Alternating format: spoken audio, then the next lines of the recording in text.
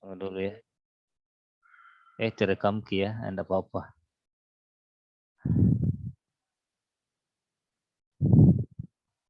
Mana materinya tadi?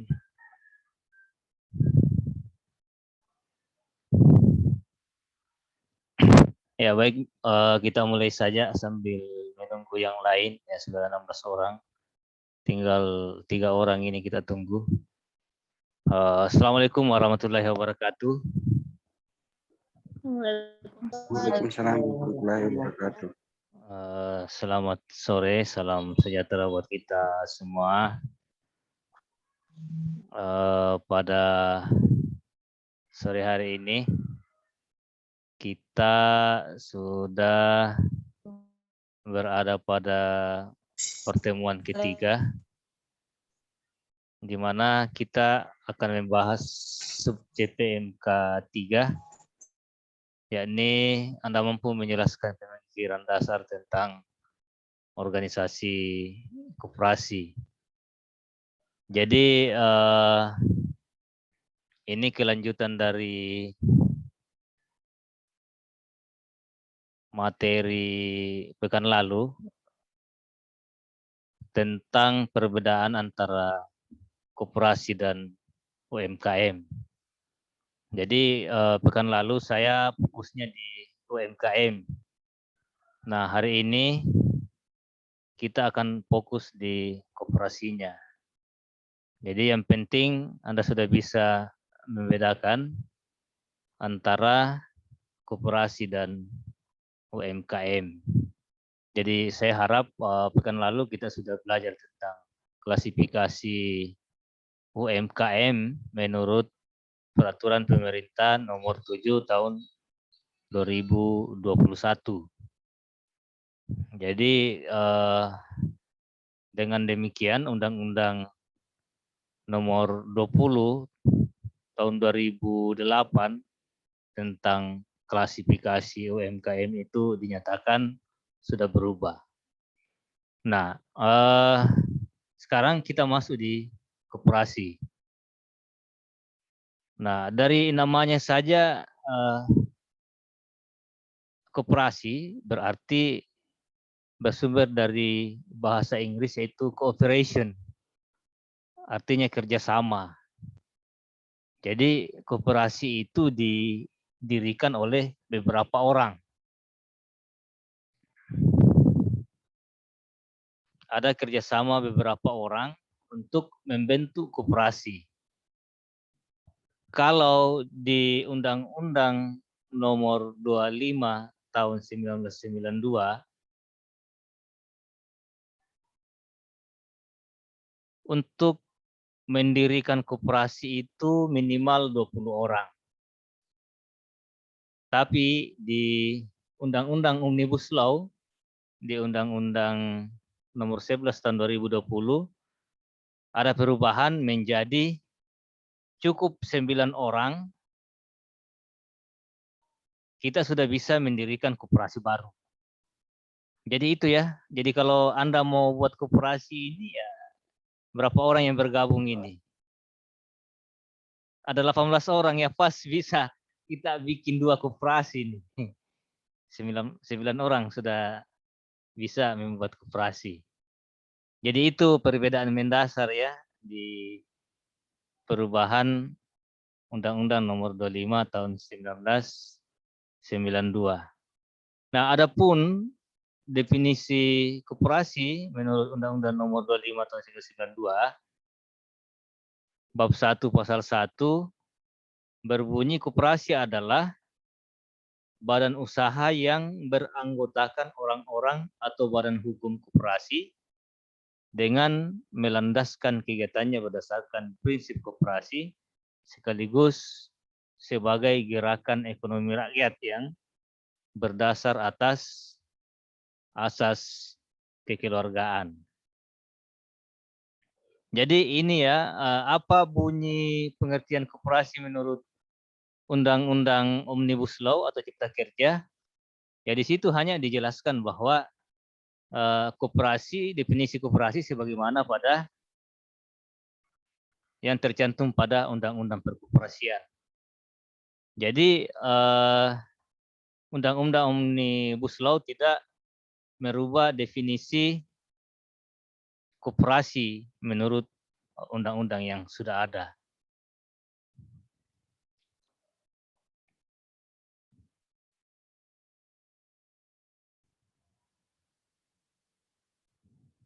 Nah, kemudian pengertian umum koperasi jika unsur-unsur ideologi diabaikan, maka koperasi dapat didefinisikan sebagai organisasi yang didirikan dengan tujuan utama menunjang kepentingan ekonomi para anggotanya melalui suatu perusahaan bersama.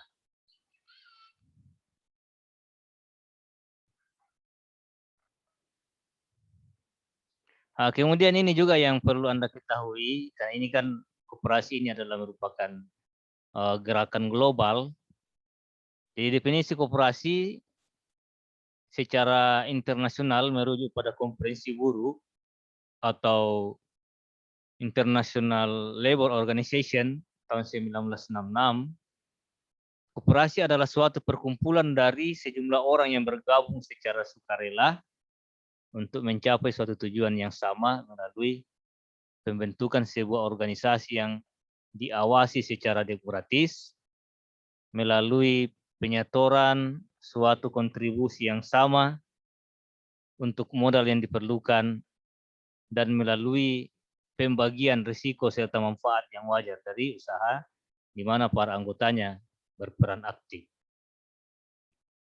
Nah, kemudian muncul pertanyaan, kok tahun 1992 ini kan sudah lama sekali nih Undang-Undang Koperasi, apakah tidak pernah dirubah? Apakah tidak pernah anggota DPR RI dan pemerintah pusat berkeinginan untuk merubah undang-undang? Nah, Undang-Undang Koperasi pernah dirubah pada tahun 2012. Nah, ini pernah beberapa bulan berlaku, yakni Undang-Undang Nomor 17 Tahun 2012. Tetapi dianulir oleh Mahkamah Agung. Ya, ini yang perlu Anda ketahui bahwa pernah ada Undang-Undang Koperasi terbaru. Jadi kalau Anda mendapat yang mengutip Undang-Undang Nomor 17 Tahun 2012 tentang perkoperasian, ya Anda sampaikan bahwa undang-undang itu sudah dinyatakan tidak berlaku oleh Mahkamah Agung. Nah, kenapa dianulir? Ya, dianulir oleh Mahkamah Agung dengan alasan bahwa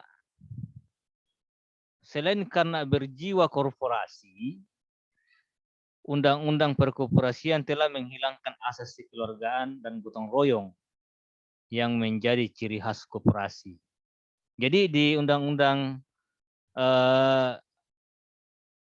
Koperasi tahun 2012 itu ada berubah pengertiannya di situ.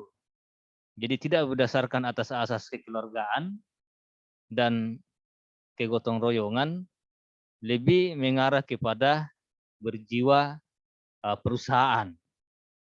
Jadi itu kan bedanya antara koperasi dan perusahaan. Kalau perusahaan itu ya semata-mata keuntungan yang dicari, sementara kalau koperasi itu selain kita mencari untung, kita juga menjunjung tinggi asas kekeluargaan di situ. Jadi ada kebersamaan dan ada keuntungan yang diperoleh. Sehingga Mahkamah Agung pada saat itu, pada tahun 2013 memutuskan bahwa Undang-Undang Koperasi Nomor 17 Tahun 2012 bertentangan dengan Undang-Undang Dasar 1945. Nah, dengan dianulirnya undang-undang tersebut, maka MK menyatakan kita kembali ke Undang-Undang Koperasi sebelumnya. Jadi Undang-Undang Koperasi yang terbaru itu ya masih ini ya, Undang-Undang Nomor 25 Tahun 92, belum ada revisi.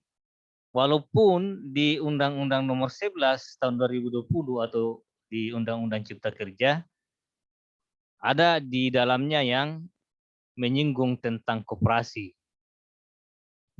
Jadi apa yang tidak disinggung di Undang-Undang Cipta Kerja itu dan ada penjelasannya di Undang-Undang Perkoperasian sebelumnya, maka masih dinyatakan berlaku.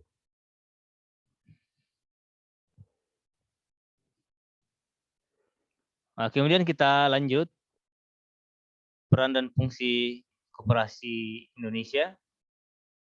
Yang pertama adalah membangun dan mengembangkan potensi dan kemampuan ekonomi anggota pada khususnya dan masyarakat pada umumnya untuk meningkatkan kesejahteraan ekonomi dan sosial. Yang kedua, berperan serta secara aktif dalam upaya mempertinggi kualitas kehidupan manusia dan masyarakat. Yang ketiga, memperkokoh perekonomian rakyat sebagai dasar kekuatan dan ketahanan perekonomian nasional dengan koperasi sebagai soko gurunya. Yang keempat, berusaha untuk mewujudkan dan mengembangkan perekonomian nasional yang merupakan usaha bersama berdasar atas kekeluargaan dan demokrasi ekonomi. Nah, kemudian kita lanjut dulu ya sedikit. Yang kedua, landasan dan asas koperasi. Landasan koperasi merupakan pedoman dalam menentukan arah, tujuan, peranan, dan kedudukan koperasi dalam sistem perekonomian. Undang-Undang Nomor 25 Tahun 1992 menyatakan bahwa koperasi berlandaskan atas asas berlandaskan Pancasila dan Undang-Undang Dasar 45 serta berdasar atas asas kekeluargaan. Jadi ini ya yang perlu digarisbawahi. Koperasi berlandaskan Pancasila dan Undang-Undang Dasar 45 serta berdasar atas asas kekeluargaan.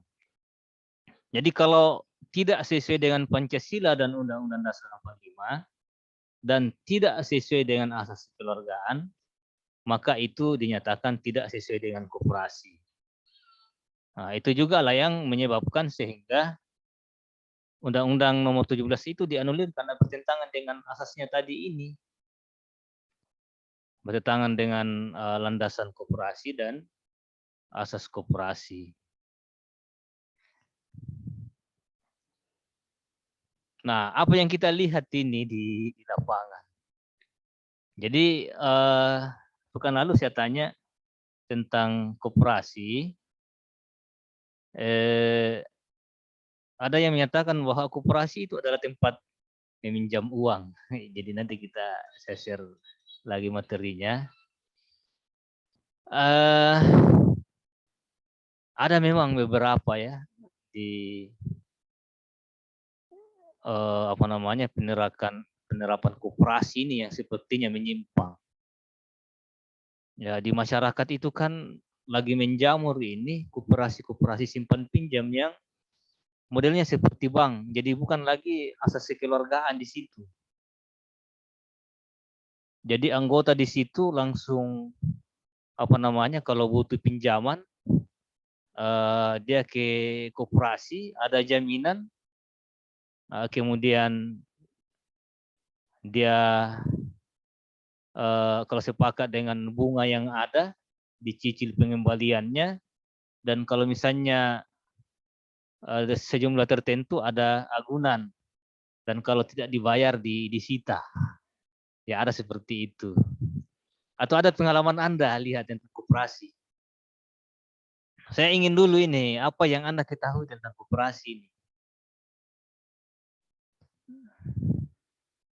Atau ada semacam unik-unik Anda terhadap koperasi yang Anda lihat? Ya ini kan tadi kita sudah bahas bahwa koperasi itu berlandaskan atas Pancasila dan Undang-Undang Dasar 45 serta berdasar atas asas kekeluargaan. Nah, apakah koperasi yang ada itu melandaskan itu, berdasarkan itu? Ada ya satu orang ya yang menjelaskan apa yang Anda ketahui tentang koperasi yang pernah Anda lihat. Ya jarang sekali ya koperasi yang eksis di sini.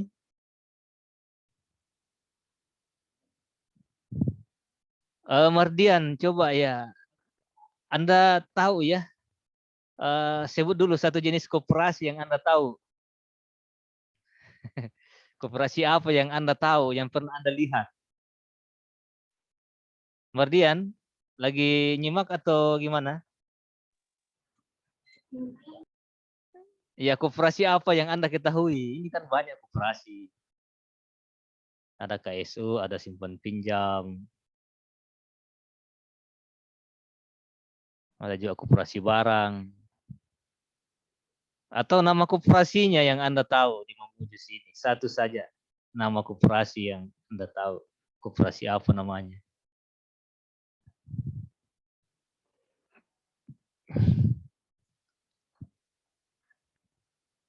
Pas. Coba Nur Rahmi. Iya, Pak. Nur Rahmi. Koperasi apa yang pernah Anda lihat? Ya namanya saja koperasi. Halo Nur Rahmi. Simpan pinjam, Pak. Iya, simpan pinjam. Nama koperasinya apa? Nggak tahu. Wah, berarti Anda enggak peduli dengan koperasi ya. Sekarang nanti saya atau komunikasi tugas ini mencari satu nama koperasi. Alamatnya lengkap. Dewi Yanti. Pernah Anda melihat satu nama koperasi? Nggak pernah, Pak. Waduh. Koperasi simpan pinjam nih, Pak. Sering Ya, dengar. iya Tapi nggak simpan tahu pinjam, namanya. tapi kan ada namanya. Iya, Misalnya nggak tahu, bank Pak. apa? Ada BRI, ada BNI, ada Bank Mandiri. Alamatnya di mana? Tapi saya minta cukup satu nama koperasi Anda sebut.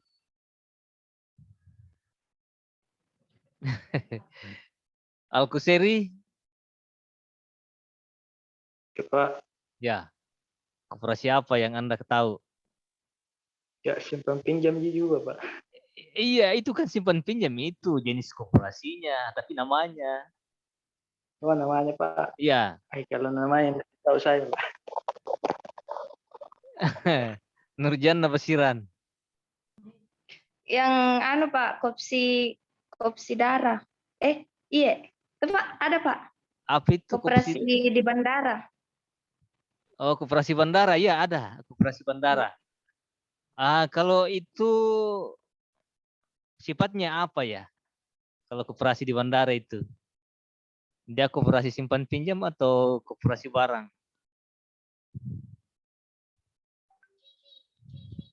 Anu kayak taksi, Pak.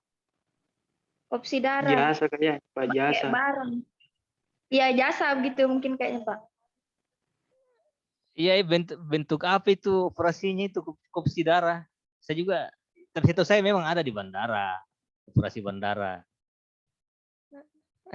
Ya, bukan taksi itu, mungkin ada juga tokonya di sana. Ya, ini juga saya belum pernah ya, tapi setahu saya ya, kalau koperasi darah itu ya mungkin karyawannya yang menjadi anggota di situ. Kalau mau ambil barang, bisa pinjam di situ, nanti setelah gajian baru bayar. Biasanya begitu kalau di perusahaan. Tapi ya cukup apresiasi sudah menyebut satu jenis koperasi. Nurul Safika? Nggak aku tahu, Pak. Ya, sekarang saatnya Anda jadi pekan depan saya mau tanya koperasi apa yang Anda tahu? Nur Faijah? Ya, Pak. Koperasi apa? Nggak tahu, Pak. Indar? Koperasi apa? Simpan pinjam, katanya ini bisa disebut operasi kredit. Iya namanya. Nama koperasi simpan pinjamnya apa?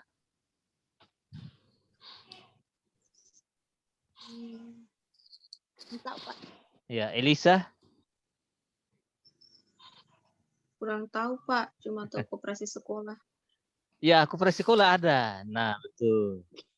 Koperasi sekolah itu beranggotakan guru-guru. Biasanya itu. Jadi K KPGRI, jadi Koperasi Guru Republik Indonesia. Ada itu. Di sekolah, di setiap sekolah ada. Dan berkembang itu koperasi sekolah. Dia koperasi simpan pinjam itu, dan bunganya hanya 1%. Jadi memang cukup membantu guru-gurunya di sana yang minjam. Koperasi sekolah apa yang kamu tahu ya? Ya di sekolah saja Pak, biasa kayak jual peralatan sekolah, ada jajanan yang begitu. Iya, tapi koperasi sekolah apa? Kan masing-masing sekolah lain nama koperasinya. Nah, lanjut Lilianti. Iya Pak. Koperasi apa kamu tahu? Koperasi pemasaran Pak. Ya, pemasaran apa? Sebut nama koperasinya. Penjualan. Ya, pemasaran dan penjualan sama. Namanya, nama koperasinya. Misalnya koperasi Guna Mandiri, Koperasi Sejahtera Citra Bahari, Koperasi Sejahtera. Itu kan ada semua. Koperasi apalagi namanya di semua dua itu yang cukup berkembang. Ya, saya juga lupa namanya itu. Atau ada yang lain? Ada yang tahu nama koperasi? Saya Pak. Ya, coba Mesra. Ya, mukanya dulu. Kalau ngomong tampilkan muka. Tunggu Pak. Tampilkan wajahnya dulu. Masa ngomong tidak kelihatan?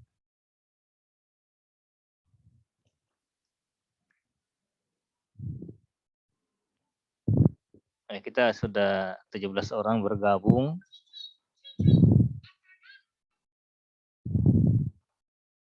Ya.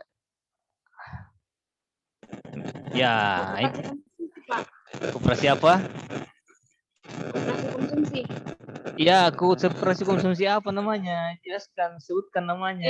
Kayak misalnya Pak, koperasi roti. Iya, itu koperasi roti, tapi apa namanya itu koperasi roti? Misalnya tadi saya bilang koperasi sejahtera. Nah, dia bergerak di bidang produksi roti. Koperasi wanita Al-Hijrah. Koperasi wanita Sehati. Kan ada semua. Koperasi Tua Marendeng. Ada itu.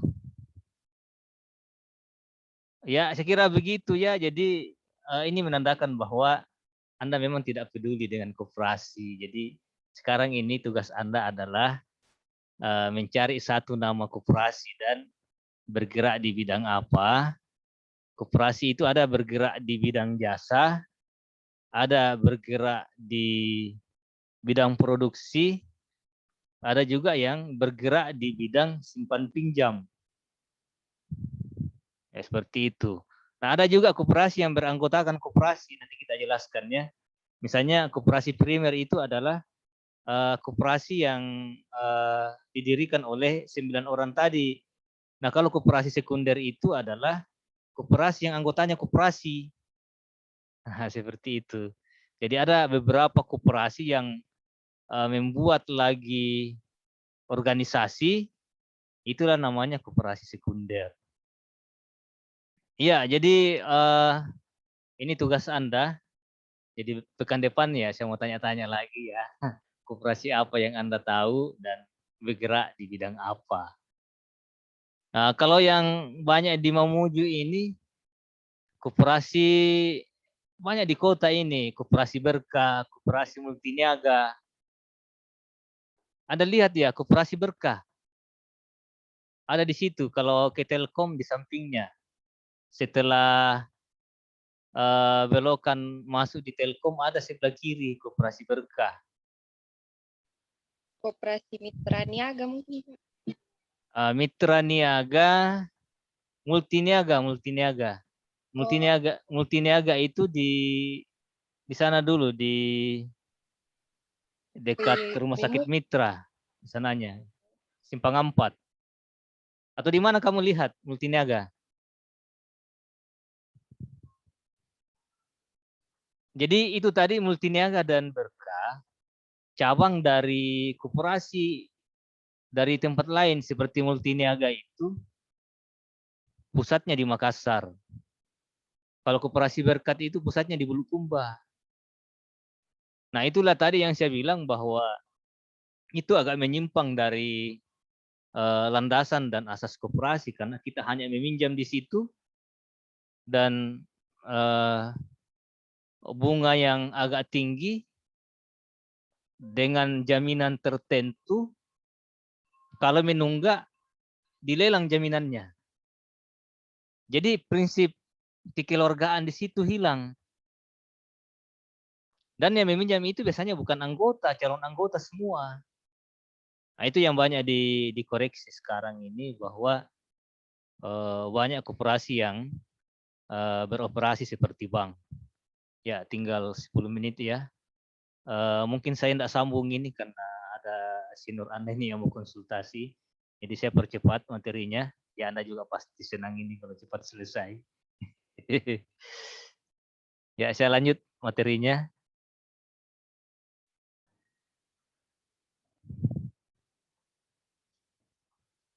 Nah, perbedaan antara koperasi dan perusahaan konvensional. Keistimewaan dalam koperasi adalah bahwa setiap fungsi manajemen harus selalu memperhatikan manfaatnya bagi anggota koperasi selaku pemilik dan pelanggan yang berbeda dengan usaha selain koperasi yang tidak dipengaruhi oleh identitas ganda dari pemiliknya. Perbedaan antara koperasi dengan perusahaan konvensional dapat diketahui berdasarkan tabel. Nah, ini ya. Kalau koperasi beranggotakan terbuka untuk semua pemakai. Perusahaan tidak terbuka untuk para penanam modal. Jadi hanya orang-orang tertentu yang berkongsi di situ. Kalau koperasi ya bisa masuk di situ. Masukkan modal, bisa menjadi anggota koperasi. Kemudian pemilik modal koperasi adalah jumlahnya kecil dan tidak menjadi halangan bagi para anggota. Kalau penanam modal, perusahaan penanaman modal diperoleh dari pembelian saham yang ditawarkan dengan harga pasar. Kemudian pemilik, ya pemakai adalah pemilik, penanaman modal adalah pemilik. Ya, selanjutnya Anda bisa baca ini ya tentang perbedaan antara koperasi dan perusahaan. Kemudian persamaannya adalah antara koperasi dengan perusahaan atau badan usaha harus bertahan dan berhasil dalam persaingan pasar. Dan dalam usahanya menciptakan efisiensi ekonomi dan kemampuan hidup keuangannya. Jadi walaupun berdasar atas asas kekeluargaan, ya koperasi juga harus tetap eksis. Makanya jarang koperasi yang besar. Karena namanya kerjasama. Kalau sudah mulai besar itu, mulai di situ ribut-ribut. Ada yang mau kuasai itu barang, sehingga yang lain keluar. Kemudian dibilang berdasar atas asas kekeluargaan. Ya siapa sih yang mau gotong royong saja kemudian tidak digaji? Itu yang banyak kejadiannya seperti itu.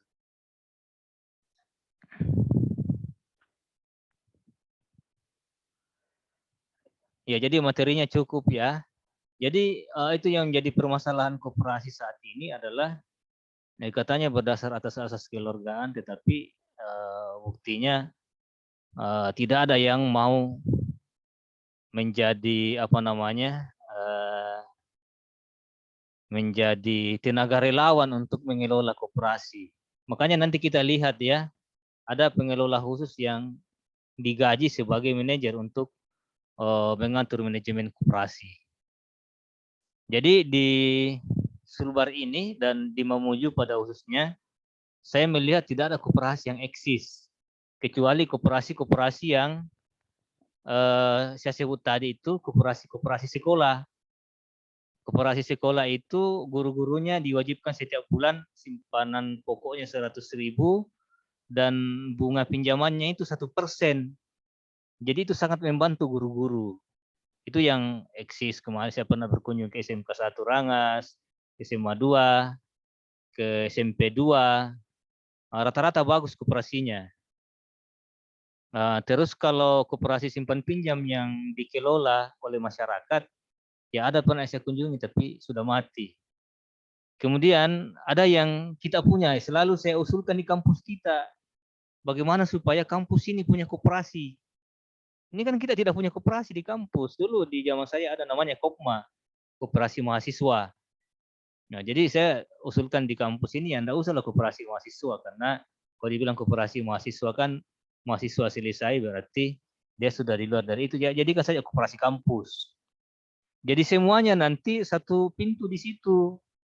Tidak ada yang berbisnis di kampus. Kan anak kita lihat di kampus ya terlalu banyak orang berbisnis. Nah, cuma kalau saya usulkan ini tidak digubris karena ada orang-orang tertentu yang akan kehilangan bisnisnya kalau kita dirikan koperasi di kampus. Itu kan bagus sekali ya. Misalnya ada koperasi kampus. Di situ ada fotokopian. Anggotanya adalah mahasiswa yang dikasih diskon kalau banyak mau difotokopi.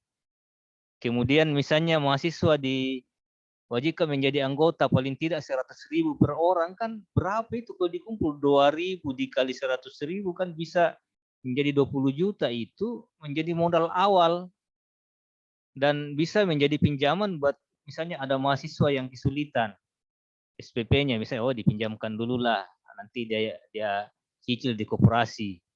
Banyak sebenarnya ide-ide saya di kampus ini tentang koperasi, tapi sepertinya mentah karena ada orang-orang tertentu.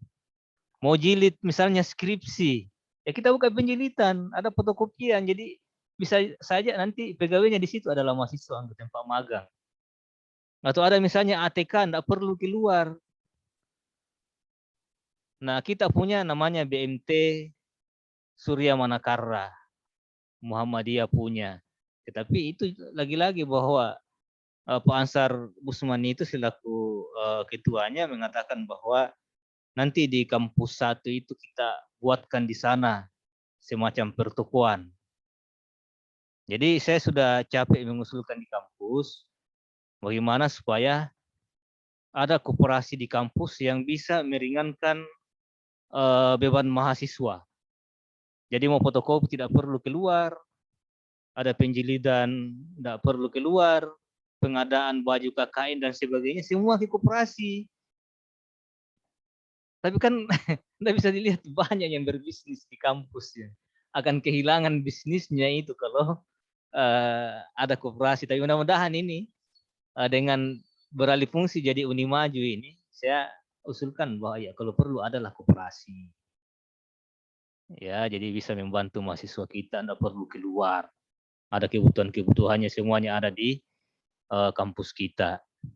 Jadi waktunya tinggal 2 menit ya.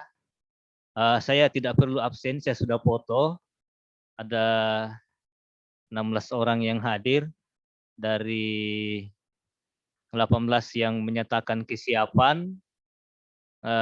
Jadi ada 2 orang ini yang hanya mengisi tapi tidak bergabung. Kemudian ya, untuk 2 menit terakhir, ada tugas ya, tolong dikerjakan. Ada tugas pertama, Anda bisa buka di simak soal dan batas waktu pengirimannya. Sebagaimana pekan lalu kita sudah sepakati bahwa batas waktu pengirimannya 1 pekan. Jadi 1 malam sebelum perkuliahan dimulai. Jadi batas waktunya Minggu malam jam 11. Jadi tolong diperhatikan, Anda kerjakan tugasnya, ditulis tangan dengan rapi supaya bisa dibaca ya. Saya nanti akan baca satu-satu baru langsung berikan nilai. Seperti itu. Jangan asal dikerja karena saya akan baca. Saya kira cukup ya, tidak ada pertanyaan ini atau ada mau bertanya ini? Pak, Ya, lagi 1 menit ini.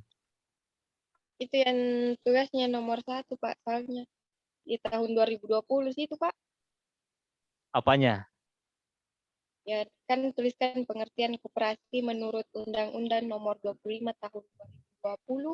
Oh ya, tetapi nih yang 25 itu kan yang tahun 2020 itu menyatakan bahwa sesuai dengan Undang-Undang nomor 25 tahun 1992. Ambil itu ya pengertiannya. Oke, saya kira cukup ini. Nanti enggak sempat selesai ini ngomong tiba-tiba terputus ya. Nah, ini kalau tiba-tiba terputus, enggak cukup lagi 1 menit. Jadi saya kira nanti kalau masih ada yang kurang jelas, Anda pertanyakan di grup kita. Sekian dan terima kasih. Terima kasih atas perhatiannya. Assalamualaikum warahmatullahi wabarakatuh. Waalaikumsalam warahmatullahi wabarakatuh. Terima kasih banyak, Pak. Sekian dan terima kasih. Ya.